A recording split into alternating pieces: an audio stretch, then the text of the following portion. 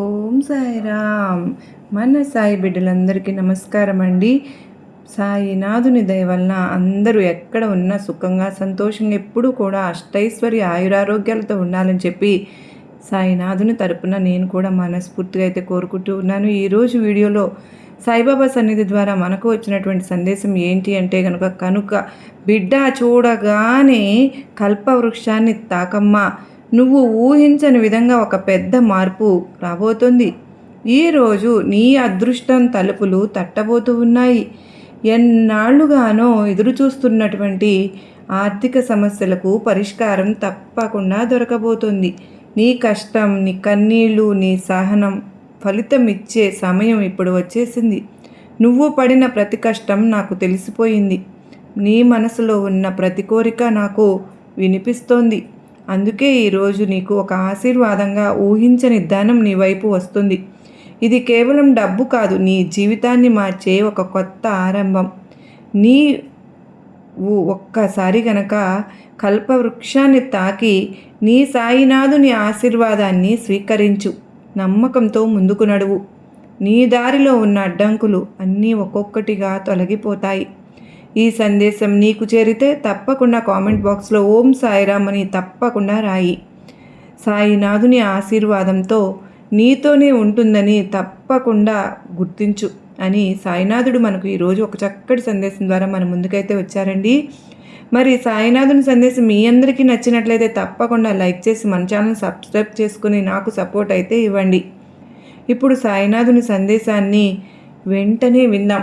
మీరు ఎక్కడ ఎన్ని ఇబ్బందులు పడుతూ ఉన్నా సరే ఒక్కసారి ఈ సందేశాలతో కనెక్ట్ అవ్వగానే మీ జీవితంలో ఉన్నటువంటి సమస్యలన్నీ కూడా ఒక్కసారిగా తీరిపోయి దూది పింజంలాగా మీ జీవితం మారబోతుంది. అంతా కూడా మీకు మంచే జరుగుతుంది. మరి బాబావారి సందేశాన్ని మనం ఇప్పుడు విందామా? మరి నీ చేతికి తగినంత అందనంత గొప్పతనాన్ని నేను తప్పకుండా ఇవ్వబోతున్నాను. అసలు ఎన్నాళ్ళుగా నువ్వు ఊహించి ఉండవు కూడా. ఇంత ధనం నాకు ఎలా వచ్చింది, ఎలా వస్తుంది, అసలు సాయినాథుడు నాకు ఏ విధంగా పంపిస్తారని కదూ నీ ఆలోచన.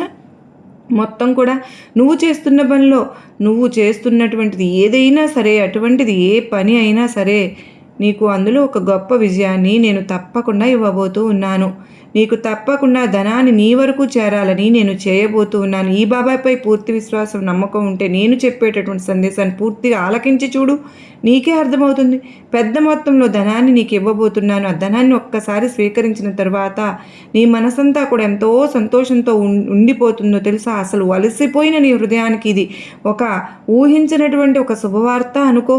నీ ఎన్నాళ్ళుగానో బాధపడిపోతూ సతమతమైపోతూ ఉన్నావు. నువ్వు ఎవరైతే నీ మనసును అర్థం చేసుకోలేకపోతున్నారో, అలాగే బంగారం లాంటి నీ మనస్తత్వం గురించి ఎవరైతే నిన్ను ప్రతిరోజు ఎత్తిపొడుస్తూ నిన్ను అగౌరవపరుస్తూ ఉన్నారో వారి గురించి కూడా నాకు అంతా బాగా తెలుసు. చూడమ్మా, నిన్ను అలా చూడలేకే నా గుండె తరుకుపోతుంది. ప్రతిరోజు ఈ సాయిని ప్రార్థించే నీ చేతులు ఈ సాయికి బోలెడన్ని కబుర్లు చెబుతూ గలగలా మాట్లాడే నీ పలుకులు, నీ ఆనందం ఏమైపోయింది? ఎన్నో రోజుల నుంచి కరువైపోయింది. సంతోషమైన బాధైన అంతా నాలోనే పంచుకుంటూ ఉంటావు కదా. నాతో ఒక గురువుగా ధైర్యంగా భావిస్తూ ఉంటావుగా. తండ్రిగా నేను చెప్పే మాటను ఎందుకు వినడం లేదు? అలాగే నేను ఏదైనా నీ మంచి గురించే చెప్తానని ఎందుకు నువ్వు నన్ను అర్థం చేసుకోవడం లేదు? అది కూడా నీ జీవితం పట్ల నాకు ఉన్నటువంటి బాధ్యతతో అంత లోనే నిన్నే చూసుకుంటూ నిన్ను జాగ్రత్తగా నడిపిస్తూ వస్తూ ఉన్నాను. జీవితంలో తప్పులు ఏ మానవులైనా చేస్తారు, అది మానవ సహజం. తప్పు చేయనటువంటి వారు ఈ లోకంలో ఎవరూ లేరు. కానీ చేసిన తప్పును మన్నించమని నీ ఇష్టదైవం వద్ద నువ్వు మనస్ఫూర్తిగా ప్రార్థన చేస్తుంటావు చూడు. నీ తప్పును మన్నించమని వేడుకో చాలు. ఎందుకు అంతకు మించినటువంటివి నువ్వేమీ చేయాల్సిన పని లేదు. నీ మనసుకు గాయం గురించి నువ్వు అదే పనిగా ఆలోచిస్తూ నిన్ను అడుగడుగున నేను కాపాడుకుంటూ వస్తూ ఉన్నాను. నేను కూడా నీకు బాగా తెలుసు. అయినా కూడా ఒక తెలియనటువంటి భయం నిన్ను మనశ్శాంతి లేకుండా చేస్తోంది. ఒకటైతే నిజం, నీ మనసును ఎవరు అర్థం చేసుకోలేకపోయినా, ఎవరు నీకు సరైనటువంటి విలువను గుర్తింపు ఇవ్వలేకపోయినా నువ్వు మాత్రం బాధపడాల్సిన పని లేదు. నేను నీకు ఎప్పుడు అండగా ఉంటాను అనే విషయాన్ని నువ్వు మరచిపోవద్దు. నీకు ఎలాంటి హాని కలగదు. ఎందుకు అంటే ఈ బాబా ఎప్పుడు నీకు తోడుంటానుగా. నేను బాధ్యతగా నిన్ను దగ్గరుండి చూసుకుంటానుగా. నేను తీసుకున్నాను, నీకెందుకు భయం చెప్పు? నీకు దిగులు పడుతూ కూర్చుంటే ఎలా? నువ్వు చేస్తున్న పనిని మనస్ఫూర్తిగా చేసుకుంటూ ఉంటే, పనులన్నీ అవే అలా దిగులుగా కూర్చుంటూ ఉంటే, మనం అన్నం తినడానికైనా కానీ మనం కనీసం డబ్బులు ఉండాలి కదా. ఈరోజు పూట గడవడానికైనా మన దగ్గర డబ్బులు ఉండాలి కదా. నువ్వు అలా కేవలం దిగులుగా కూర్చుని మానసికంగా బాధపడిపోతూ ఉండడం వల్ల ఎలాంటి లాభమూ లేదు. ఆ పనిని పూర్తి చేసుకో. ఆ పని నుంచి నీకు వచ్చేటటువంటి ధనాన్ని నేను నీకు రెట్టింపు అయ్యేలాగా చేస్తాను. ఈ విధంగా నీకు అధిక మొత్తంలో ఎక్కువ ధనాన్ని తప్పకుండా ఇస్తాను. నువ్వు అడిగినటువంటివి నేను ఇవ్వలేకపోవచ్చునేమో కానీ అన్నీ కూడా కొన్ని సందర్భాల్లో అవి ఇవ్వలేనటువంటి పరిస్థితి రావచ్చునేమో, కానీ కొన్ని నీకు వచ్చినటువంటి కష్టాలను, సమస్యలను తొలగించుకోలేకపోవచ్చు. అవన్నీ కూడా అనుభవించినవి. వాటిని నువ్వు పూర్తిగా అనుభవిస్తేనే మంచిదని, నీ కర్మ నుండి నువ్వు బయటపడగలుగుతావు అని కనుకనే ఇన్ని రోజులు నీ పట్ల కాస్త ఆలస్యంగా ప్రవర్తించానేమో, కానీ అడిగినవన్నీ కూడా నీకు ఇవ్వలేనప్పుడు నాపై కోపం పెంచుకోవడం న్యాయమేనా చెప్పు? నన్ను నిందించడం న్యాయమేనా? కొంచెం ఆలోచన చేస్తూ ఉండు. ఎందుకు బావ ఆలస్యం చేస్తున్నాడు అని నీ మొరను నేను ఎందుకు వినను చెప్పు? వెంట రాని వాటి కోసం నువ్వు ఎందుకు అన్ని పరుగులు పెడుతూ తీసినా కూడా అది వ్యర్థమే కదా. నీ మనసుకు ఎప్పుడు కూడా అచంచలమైనటువంటి విపరీతమైనటువంటి ధోరణిలో ఎక్కువగా ఆలోచన విధానాన్ని పెంచుకుంటూ వస్తూ ఉన్నారు. కోప్పడుతున్నారు, కుటుంబంపై కోపాన్ని ప్రదర్శిస్తున్నారు. అసలు మనం కుటుంబం పైన కోపాన్ని ఎందుకు ప్రదర్శించాలి? ఆ కుటుంబం కేవలం మిమ్మల్ని నమ్ముకుని జీవిస్తుందనే విషయాన్ని మీరు మరచిపోతూ ఉన్నారు. అసలు మీలాగే మీ కుటుంబం కూడా బాగుపడుతుందని బాధపడుతుంది అని కూడా మర్చిపోతూ ఉన్నారు. అలా మర్చిపోయినందువల్లనే మీరు మీ కుటుంబాన్ని మీరు ఎప్పుడు కూడా బాధ పెడుతూ వస్తున్నారు. మీకోసం మీ కోపం ఆ కోపాన్ని తగ్గించుకో. ఎంతో అనర్థాలను తీసుకొస్తుంది కదా. ముందుగా నువ్వు అతి కోపాన్ని తగ్గించుకుంటే ఏ పనినైనా సరే నువ్వు సాధిస్తావు, అందులో విజయాన్ని పొందుతావు, వాటి నుంచి వచ్చినటువంటి డబ్బును ఆస్వాదించగలుగుతావు. ఇది జరుగుతుందా లేదా అని నీలో నువ్వే మదన పడిపోతూ కూర్చుంటే ఎప్పుడు కూడా ఆ విజయం నిన్ను వరించదు కాదు కదా. ఇంకా ఆత్మస్థైర్యం కూడా నిండుకోదు. అందుకే చెప్తూ ఉంటాను, దేనిపైనా కానీ ఆశను పెంచుకోండి, ఎక్కువగా నిరాశను చూపకండి అని. ఏదైనా కానీ వస్తువైనా లేదా నువ్వు చేసేటటువంటి పనిలోనైనా సరే ఆశగా చేయాలి. అలాగే మనకు విజయం వరించాలి అనేటటువంటి మక్కువతోనో ఎదురు చూడాలి. అంతే తప్ప అందులో నేను అపజయం పాలైపోతానేమో, అది నాకు అసలు సెట్ అవ్వదేమో, అది నాకు సరిపోదేమో, ఇలా ఆలోచించి కూర్చుంటే ఎక్కడైతే ఆగిపోతావో అక్కడే నీకు కదలకుండా ఆగిపోతావు. ఎక్కడ వేసిన గొంగలు అక్కడే ఉన్నట్లు ఉండిపోతావు. అది బలహీనత కాదమ్మా. ఎప్పుడు కూడా ఆలోచనల్లోనే మునిగి ఉంటావు. కేవలం బలవంతులు మాత్రమే జరగబోయే వాటి గురించి పట్టించుకోకుండా, ఏది జరిగినా సరే మన మంచి కోసమే, మన జీవితంలో అది మంచి అయినా చెడైనా మనం ఒక గుణపాఠంలాగా మారుతుంది. చెడైతే అది మన మంచి కోసమే, మన అదృష్టంగా మారుతుంది అని చాలా సున్నితంగా మనం నచ్చ చెప్పుకోవడానికి ప్రయత్నిస్తూ ఉంటాం. అలా ఉండకుండా ఏదీ మొదలు పెట్టకుండా ముందు నుండే నువ్వు ఇలా నిరాశగా కూరుకుపోతూ ఉంటే నేను నిన్ను ఇలా చూస్తూ ఉండగలుగునా చెప్పు? ఉండలేకపోతున్నాను. ప్రతి ఒక్కరికి కూడా తమ సొంత కథ ఒకటి ఉంటుంది.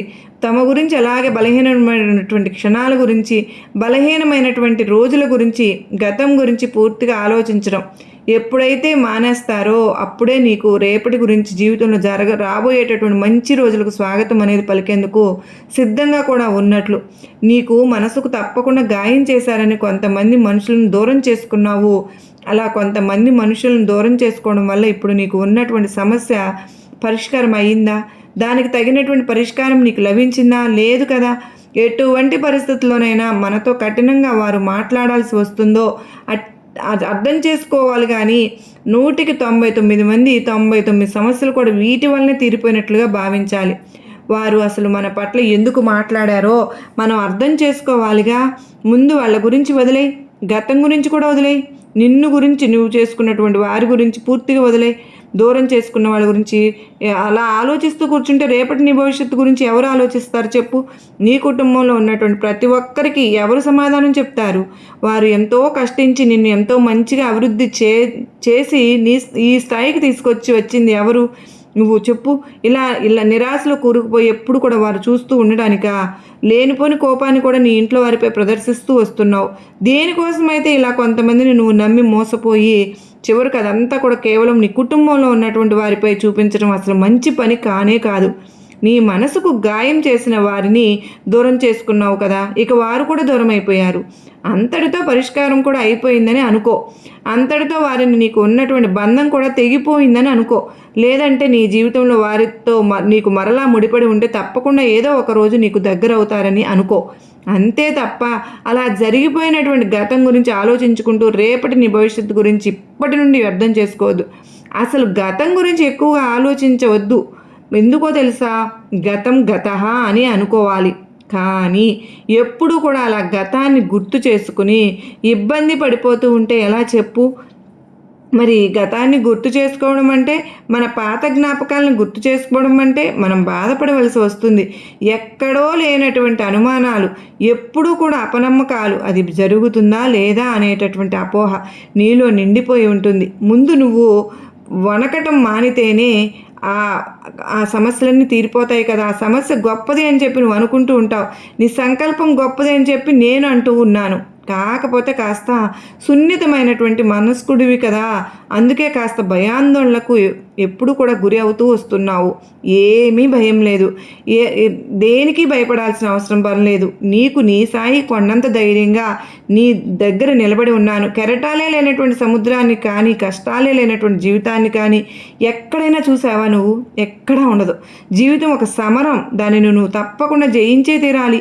జీవితం ఒక ధ్యేయం, దానిని నువ్వు తప్పకుండా సాధించి తీరాలి. ఎవరికైనా సరే కానీ, ఎలాంటి సమస్య ఉన్నా కానీ, లేదంటే ఎలాంటి పరిష్కారమే లేనటువంటి కొన్ని బాధలు ఉన్నా కానీ, కోరికలు ఉన్నా, వీటి కోసం కన్నీరు కారుస్తూ ఉండటం మంచిది కదా. అప్పుడు ఆ కన్నీరు ఆపుకోవడం కష్టం కాదేమో అని కానీ మనసులో నువ్వు అనుకున్నా సరే, ఆ బాధలు సమస్యలకు దూరంగా ఉంటేనే వీటన్నిటిని ఆపుకొని ధైర్యంగా నిలబడి వాటి గురించి ఆలోచిస్తూ కూడా పైకి మాత్రం నవ్వుతూ జీవిస్తూ ఉంటారు. చూడు, అది నిజంగా చాలా కష్టమైనటువంటి పని. ఇప్పుడు ప్రస్తుతం నువ్వు చేస్తుంది కూడా అదే. ఒక్క నిమిషంలో ఎవరికీ కూడా జీవితం అనేది ఏదీ మారదు. కానీ ఆ ఒక్క నిమిషం కనుక నువ్వు ఆలోచించి తీసుకునే నిర్ణయం ఉంటుంది చూడు, నీ జీవితాన్ని తప్పకుండా మార్చేస్తుంది. మరి ప్రస్తుతం నీ బుర్రలో ఉన్నటువంటి ఆలోచనలన్నీ కూడా నిన్ను ఎలాంటి పనులు చేయనివ్వకుండా కేవలం ఆలోచనల మీద, పనుల మీద, అంటే ఆలోచనల వలన నిద్ర కూడా పోకుండా ప్రతిరోజు దుఃఖమయంతోనే, లేదంటే ఆలోచనల సమస్యలతోనూ కొట్టుమిట్టాడుతూ ఉంటున్నావు. ఒక్క మాట చెప్పనా, కుదరనటువంటి ఆశ అయినా, కుదుట పడనటువంటి ఆలోచన అయినా దారి మళ్లించాలి. ఎందుకో తెలుసా, చిన్న చిన్న ఆనందాలను కూడా నీకు అనుభూతి చెంది ఎలా చేయవు. అందుకే ఎప్పుడు కూడా మనిషికి ఆలోచనలు ఉండకూడదు. ఆ ఆలోచనలే మనిషి నిలువులా తినేస్తూ ఉంటాయి, జీవితాన్ని నువ్వు ఆస్వాదించనివ్వకుండా చేస్తూ ఉంటాయి. నేను నీకు చెప్తూ ఉన్నాను, అలాగే మరీ చెప్తూ ఉన్నాను, ప్రమాణం చేసి మరీ చెప్తూ ఉన్నాను. మంచివారికి తోడుగా నిలబడకపోయినా, ఒకవేళ నిలబడలేకపోయినా ఈ బాబా మాత్రం మంచివారికి తోడుగానే ఉంటాను. కాకపోతే కాస్త ఆలస్యం కావస్తుందేమో కానీ నేను మాత్రం మీ వెంటే ఉన్నాను అనేది మాత్రం నిత్య సత్యం. నువ్వు ఏదైనా సరే కానీ ఒక కార్యం చేసేటప్పుడు నీ అంతరాత్మను తప్పకుండా ఒక్కసారి ప్రశ్నించుకో. నీకు సరైనటువంటి సమాధానం వెంటనే వస్తుంది. ఎందుకో తెలుసా, నీ అంతరాత్మలో ఉండేది నేనే కనుక. మరి నువ్వు ఏదైనా సరే నాకు తెలియకుండా ఏ పని చేయలేవు, అంతా కూడా నాకు తెలిసే చేస్తావు. తెలిసేలాగా నీకు తప్పకుండా నేనే తెలియపరుస్తూ ఉంటాను.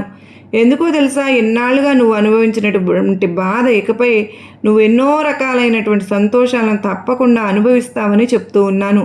మరి నేను నీకు మాట ఇస్తున్నాను, ఇకపై నీ జీవితంలో అన్నీ శుభవార్తలే. అసలు ఈ శుభవార్త విన్న తరువాత నీ జీవితం ఎంత సంతోషంగా ఉంటుందో తెలుసా. అసలు బాబా నాకు ఇలాంటి శుభవార్తను అందించినందుకు మీకు ఎన్నాళ్ళుగానో మీరు కావాలనుకుంటున్నటువంటి ఆ శుభవార్త, ఆ వార్త విని నువ్వు జీవితంలో చాలా సంతోషంగా ఉండగలుగుతున్నావు. ఈరోజు ఈ శుభవార్తలు తప్పకుండా ఆనందంగా జీవితాన్ని సంతోషంగా ఆస్వాదిస్తావు.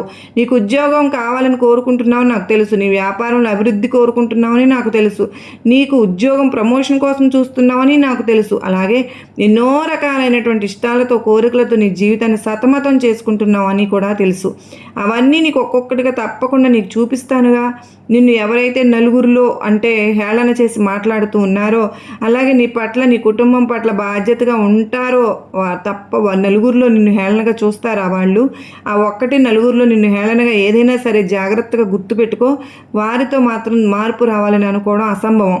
నీవు తగినటువంటి గుర్తింపును ఇస్తూ అలాగే నీపై ప్రేమ గౌరవంతో ఉండేవారు మాత్రమే ఈ సమాజంలో ఇంకా ఎందరో ఉన్నారని పెట్టుకో. వారితో పాటు అతి తొందరలోనే నీకు పరిచయాలు ఏర్పాటు నేను చేస్తాను. అందుకే నేను చెప్తూ ఉన్నాను, వెంటరాని వాటి కోసం ఎక్కువగా విపరీతంగా పరుగులు పెడుతూ ఉంటాం. అదే మనం వెంట వచ్చేటటువంటి బంధాల కోసం మాత్రం చాలా చిన్న చూపుగా ప్రవర్తిస్తూ ఉంటాం. మన తోడుగా ఉంటూ మనకు నీడగా కాపాడుతూ మనల్ని ప్రేమిస్తూ మనల్ని గౌరవంగా ఉండే వారి పట్ల మాత్రం మన ప్రవర్తన అనేది చాలా విరోధంగా ఉంటుంది. ఎందుకు అంటే వారంటే మనకు చిన్న చూపు. ఎవరైతే మనల్ని అగౌరవపరుస్తూ మనల్ని దూరం పెడుతూ ఉంటారో వారిపై మాత్రమే మన మనసంతా కూడా స్థిరంగా ఉంటుంది. వారి కోసం, వారిలో వచ్చే మార్పు కోసం ఎదురు చూస్తూ నిన్ను నువ్వు కష్టపెట్టుకుంటూ ఇలా ప్రతిరోజు కూడా దుఃఖిస్తూ ఉండడంలో అర్థం లేదు కదా. కనుక నేను నీకు మాట ఇచ్చాను కనుక నీ మనసుకు తగినటువంటి అలాగే నిన్ను గౌరవింప చేసేటటువంటి కొన్ని బంధాలు అనేవి నీకు ఏర్పడతాయి. నిన్ను అర్థం చేసుకునేటటువంటి రోజులు కూడా తప్పకుండా వస్తూ ఉన్నాయి. నిన్ను నీ కుటుంబాన్ని చక్కగా చూసుకుంటారు కనుకనే చెప్తూ ఉన్నాను. నువ్వు అడిగినవన్నీ కూడా నేను ఒక్కొక్క సందర్భంలో ఇవ్వలేకపోవచ్చు అని ఊరికే అన్నాను అనుకుంటున్నావా? ఎందుకో తెలుసా, నీకు అది మంచిదో కాదో అనే విషయం నాకు మాత్రమే కదా తప్పకుండా తెలుస్తుంది. కనుకనే నువ్వు ఇన్ని రోజులు అడుగుతున్నటువంటి కోరిక అసలు న్యాయం కానిది.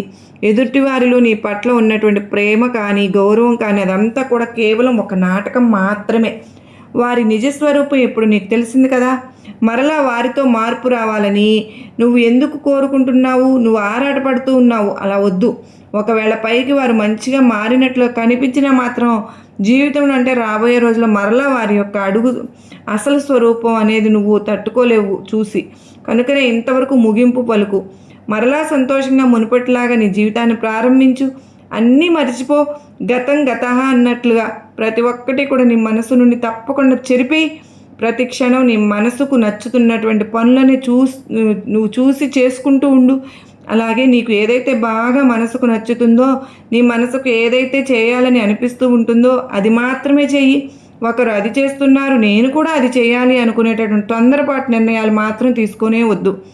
ఎవరిపై కూడా అనవసరంగా మాట కానీ చెయ్యి కానీ చేసుకునేటటువంటి మనస్తత్వం కలవాడివి అంతకన్నా కాదు నువ్వు. నీకు నీ మంచి జీవితానికి కూడా ఒక అర్థం ఉండేటువంటి గొప్ప బంధాన్ని నేను దగ్గర చేస్తాను నీకు. అలాగే నీవు జీవితంలో కలలు కంటున్నటువంటి మంచి ఆనందకరమైనటువంటి రోజులను కూడా నీకు పరిచయం చేస్తాను. ఇదంతా కూడా ఎందుకు చెప్తున్నానో నీకు తెలుసా? నీవు దేని గురించి అయితే వెనకడుగు వేస్తున్నావో, ఏ బంధం దూరం అయిపోయిందని బాధపడుతూ ఉన్నావో వారి కోసం నువ్వు నీ జీవితాన్ని అక్కడే ఆపేసి ఇలా నిరాశలో కూరుకుపోతున్నావు అన్నదే నా బాధ. వారి గురించి ఇలా ఆలోచించి ఎన్ని రోజులని ఇలా దుఃఖిస్తూ ఉంటావు చెప్పు? ముఖంపై చేదుగా మాట్లాడేవారు ఎప్పుడు కూడా మోసం చేయరమ్మా. భయపడవలసింది కేవలం తీయగా మాట్లాడే వారితోనే. మనసులో అసూయ పెంచుకున్నారు, సమయం వచ్చింది మారిపోయారు. కనుకనే వారి బలహీనత అలాగే వారి మోసం ఇప్పుడైనా నీకు అర్థమైందిగా.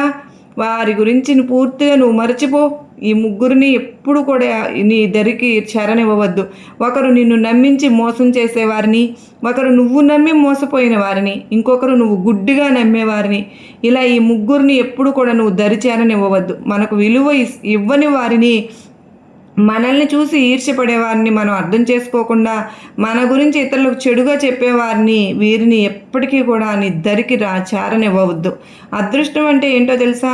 ధనము ఆస్తులు ఉండడం కాదు, చేతి నిండా పని ఉండడమే, కడుపు నిండా తిండి, కంటి నిండా నిద్రపోవడమే, కష్టసుఖాలను పంచుకోవాల్సినటువంటి గొప్ప సన్నిహితులు మనకు కలిగి ఉండడమే నిజమైనటువంటి అదృష్టం. ఆ అదృష్టమే నీ దరికి తప్పకుండా రాబోతుంది.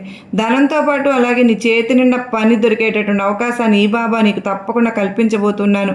ఇప్పటి నుంచి నువ్వు చాలా అంటే చాలా సంతోషంగా ఆనందంగా నీ జీవితాన్ని నువ్వు గడపబోతూ ఉన్నావు. ఎంత సంతోషంతో ఉంటున్నావు అంటే ఆ సంతోషానికి అవధులంటూ లేకుండా అయిపోతుందన్నమాట. చివరికి ఒక మాట, మీరు ఎప్పుడూ కూడా భయపడవద్దు. నేను మీతోనే ఉంటాను. మీకు రావాల్సిన ధనం ఎవ్వరూ ఆపలేరు. మీకు నమ్మకం కోల్పోవద్దు. ప్రతిరోజు నా పేరు చెప్తూ ఉండండి. మీ జీవితంలో ఇంకా ఎన్నో మార్పులు తప్పకుండా జరుగుతాయి. ఈ వీడియో మీకు నచ్చినట్లయితే లైక్ చేయండి, మీ స్నేహితులతో షేర్ చేయండి. ఇలాంటి సాయినాథుని సందేశం ఉండాలంటే తప్పకుండా సాయిబాబా సన్నిధి ఛానల్ సబ్స్క్రైబ్ చేసుకోండి. ముఖ్యంగా కామెంట్ బాక్స్లో ఓం సాయిరామ్ అని రాయడం మాత్రం మర్చిపోవద్దు ఫ్రెండ్స్. సాయినాథుని ఆశీర్వాదం ఎప్పుడు మనతోనే ఉండాలని మనస్ఫూర్తిగా కోరుకుంటూ అందరికీ నమస్కారం అండి. మనకు మన కుటుంబ సభ్యులందరిపైన సాయినాథుని కృప కరుణ కటాక్షములు ఉండాలని నేను కూడా మనస్ఫూర్తిగా కోరుకుంటూ ఉన్నాను. మన సాయి శక్తి మనందరిలోనూ నింపుకోవాలని నేను ఆ బాబా వారిని వేడుకుంటూ ఉన్నాను కూడా.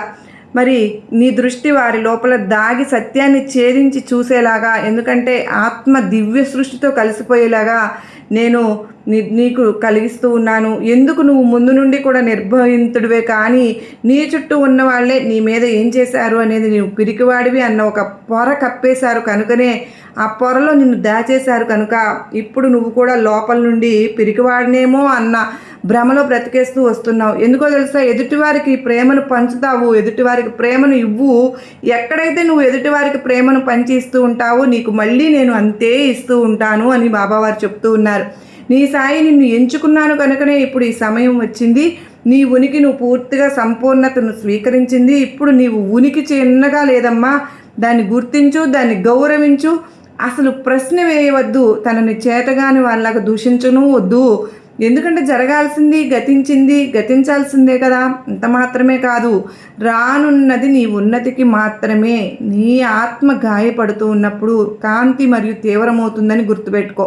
నువ్వు ఇప్పుడు ఆ కాంతి స్థితిలోకి వచ్చావు కనుకనే నా శక్తి నీలో ప్రారంభమైంది. నువ్వు పెద్ద అద్భుతం జరుగుతుంది నీ జీవితంలో. అతి పెద్ద సమాధానం కూడా ఇదే అవుతుంది. నీకు ఆ